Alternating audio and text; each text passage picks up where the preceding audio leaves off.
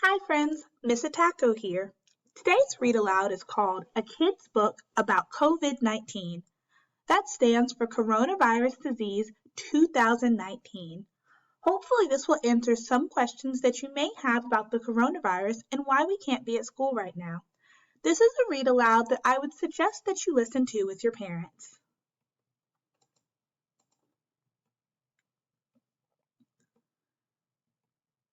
Hi, my name is Malia, and I'm a social epidemiologist, not to be confused with a friendly hippopotamus.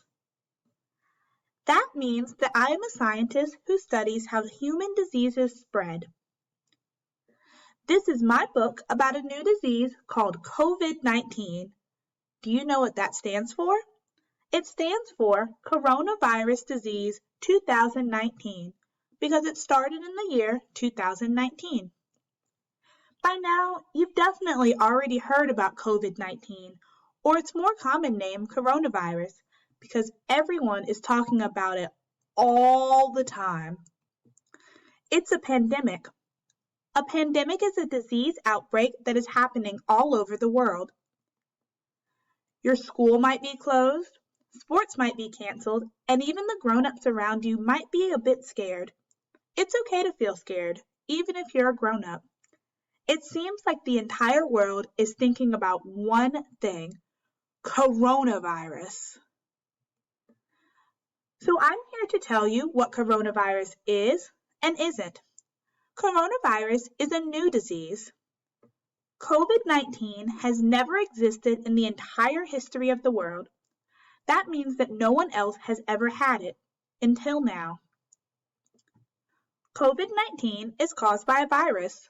The virus is called SARS-CoV-2, and the disease it causes is called COVID-19, but a lot of people just call it all coronavirus. A virus is a very tiny thing, so tiny you need a microscope to see it. It's a very tiny thing that can get inside your body and make lots of copies of itself.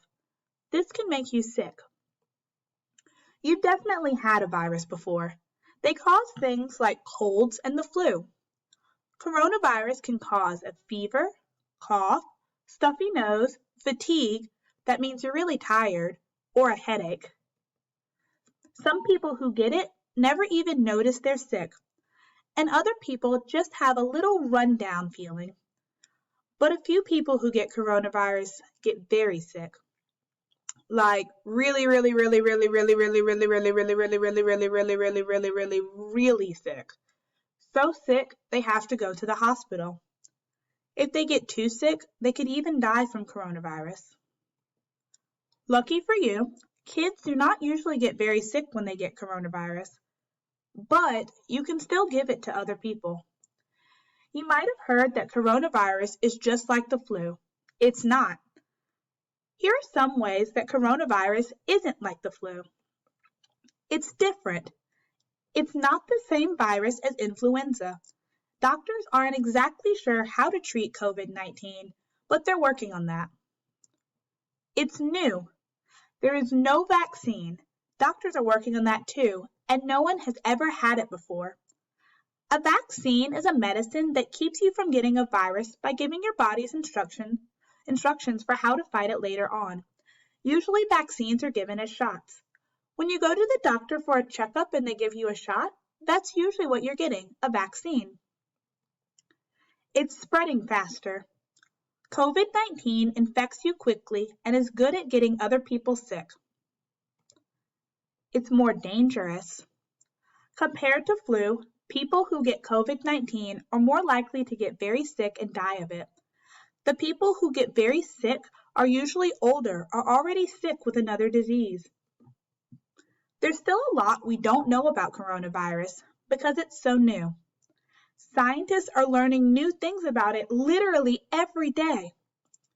But one thing we know for sure is how you get it. Snot. Ew. When someone coughs or sneezes, snot and spit flies out of their noses like an atomic bomb of germs. Germs are tiny little particles that can cause you to get sick. Viruses are one kind of germs. Bacteria are another kind. Those germs land on all sorts of things and stick there, sometimes for a few days. Door handles, tables, tablets, and pencils, even sandwiches. When you touch something that has viruses on it, they stick to your hands. Then you rub your eye, and you can get virus in your eye. Or you touch your sandwich and put the sandwich in your mouth. Now there's a virus in your mouth. You could even accidentally breathe those bits of snot in if you're close to someone who sneezes or coughs. Viruses are happy in mouths and noses, where they can make lots of copies of themselves.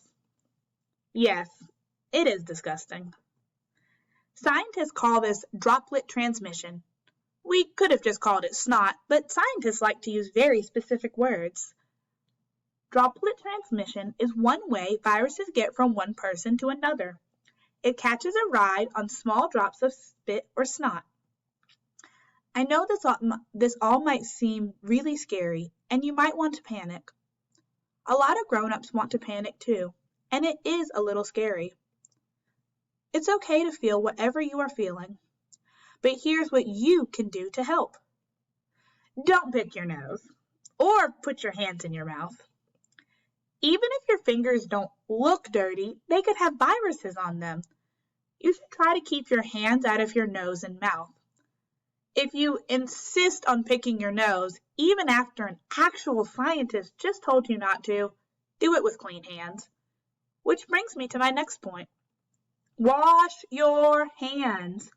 Keeping your hands clean with soap and water helps a lot. It's especially important to use clean hands to eat. Actually, wash them as often as you can. Use soap and water and wash for 20 seconds, or as long as it takes to sing Baby Shark all the way through, or pick another song you love to sing. Cocoon for a little while. That means for a little while, stick close to home and don't spend time near other people. It's okay to go outside, but don't do it with groups of other kids. Scientists call this social distancing. I told you, scientists love to use big words.